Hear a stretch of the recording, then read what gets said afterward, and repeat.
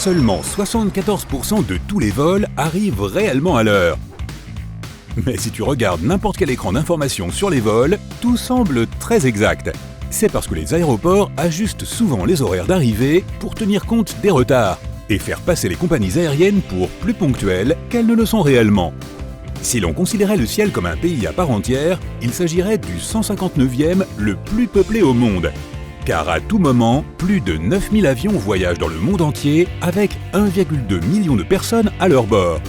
Cela signifie qu'il y a plus de personnes qui prennent l'avion en ce moment qu'il n'y a d'habitants à Chypre ou aux îles Fidji. À un moment donné, presque chaque bagage d'un aéroport est contrôlé par un chien. Ils sont entraînés à rechercher des substances dangereuses. Et pour ce faire, ils visitent tous les terminaux, les casiers et les compartiments à bagages. Comme ils doivent traiter beaucoup d'informations, la plupart des chiens d'aéroport font des services de seulement 40 minutes avec leur maître. Ne sois donc pas surpris si tu vois différentes races de chiens renifler un peu partout dans l'aéroport lors de ton prochain voyage. Les chiens d'aéroport les plus courants sont les bergers, les labradors, les épagnols Springer et les beagles. Mais tu pourrais aussi tomber sur un chihuahua. Non seulement ces chiens aident à la sécurité de l'aéroport, mais ils peuvent aussi aider les malvoyants, détendre les voyageurs anxieux et même éloigner les animaux sauvages de la piste. L'aéroport international de San Francisco a été un peu plus créatif et a engagé une truie thérapeutique nommée Lilou pour détendre les personnes anxieuses. Elle a rejoint l'équipe pour aider les pilotes, les hôtesses et le personnel de l'aéroport. Quoi, détendre les pilotes anxieux ? Oui, tu as bien entendu. Le personnel des compagnies aériennes ou des aéroports est responsable de la moitié des bagages perdus dans les aéroports.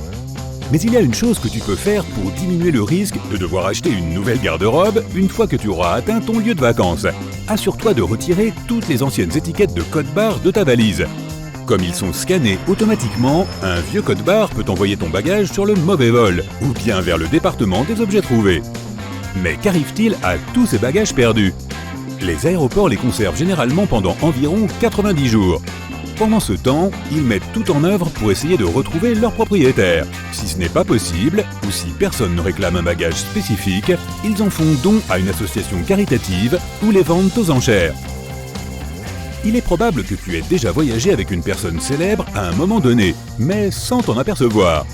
C'est parce que les célébrités suivent un protocole d'aéroport différent pour protéger leur vie privée. Les acteurs ou chanteurs célèbres embarquent directement dans les vols par une entrée secrète à côté de la passerelle. Aux États-Unis, certaines compagnies aériennes peuvent même proposer un trajet en voiture de luxe entre le terminal et l'avion.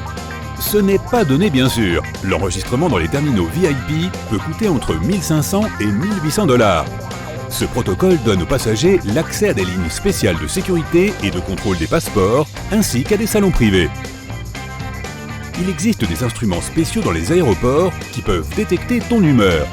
Les images thermiques sont utilisées pour vérifier la température corporelle des passagers, ce qui peut révéler beaucoup de choses. Par exemple, si tu es malade ou si tu as eu une activité physique récente. Mais ils peuvent aussi sentir si tu es un peu trop excité ou nerveux. Si quelqu'un est soupçonné d'être agressif, il devra se soumettre à une fouille approfondie. En parlant de sécurité à l'aéroport, le personnel a aussi beaucoup d'instructions spéciales qui peuvent sembler bizarres. Prenons l'exemple de ces deux charmants passagers. Jane et Chris voyagent pour rendre visite aux parents de Chris. Comme elle rend visite à sa belle famille, Jane a un peu exagéré les préparatifs et s'est même fait une coiffure fantaisiste. Chris est loin d'être aussi enthousiaste. Il a donc opté pour un look plus décontracté en enfilant un pantalon treillis.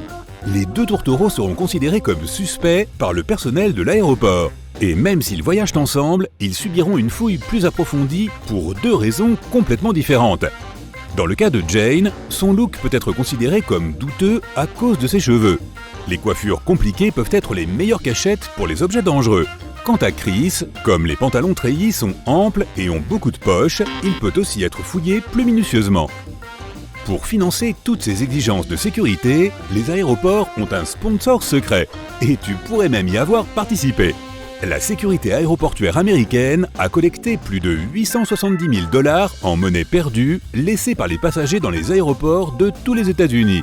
Tout l'argent non réclamé laissé par les voyageurs est placé sur un compte spécial utilisé pour améliorer les opérations de sécurité. Tu devrais connaître ces délais lorsque tu réserveras ton prochain vol. L'heure de départ est le moment où le vol quitte la porte d'embarquement, et non le moment réel où il décolle.